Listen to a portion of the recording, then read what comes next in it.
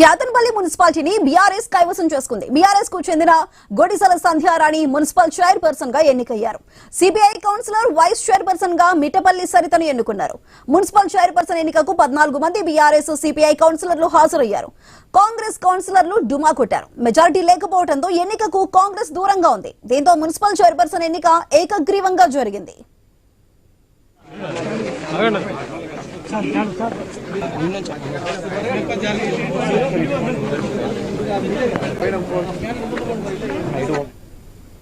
క్యాతన్పల్లి మున్సిపాలిటీలో మొత్తం 22 వార్డులున్నాయి. BRS CPI మధ్య పొత్తు కుదిరింది. ఈ రెండు పార్టీలకు 14 మంది కౌన్సిలర్ల బలం ఉంది. అటు 7 స్థానాల్లో కాంగ్రెస్ విజయం సాధించింది. ఒక స్థానంలో ఇండిపెండెంట్ అభ్యర్థి గెలుపొందారు.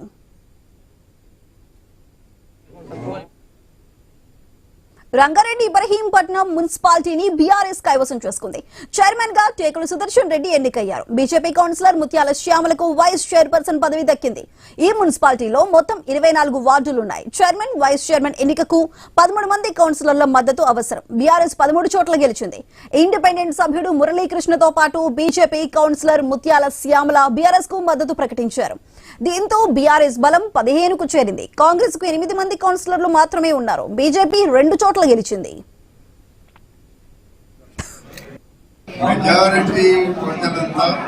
మెజారిటీ ఓట్లంతా కాంగ్రెస్ పార్టీకే ఉంది.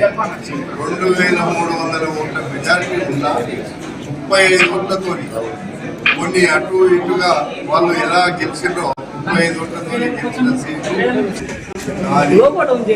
వాళ్ళు చేస్తున్నటువంటి ప్రక్రియ 52 రోజులు దొంగల్లాగా బంధించి వీళ్ళు ఎన్నికలు చేస్తున్నారు అంటే నిజంగా పాపం వాళ్ళు చూస్తే నాకు జాలేసింది.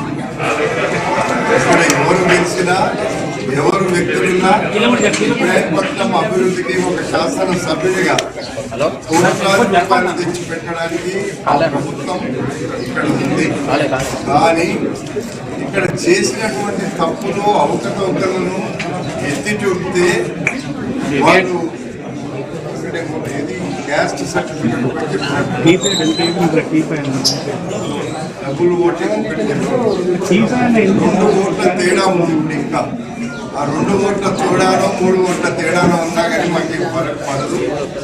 అయితే నేను వీళ్ళందరికీ ఒక్కటే చెప్పిన, మీరున్నాయన్నీ కూడా ఇంకా కోర్టులో ఉన్నాయి కాబట్టి కోర్టు ద్వారా కౌన్సిలర్లకు చెప్పింది అది కోర్టు ద్వారా ఏదైనా జరుగుతుంది. మీరు ఏ మాత్రం కూడా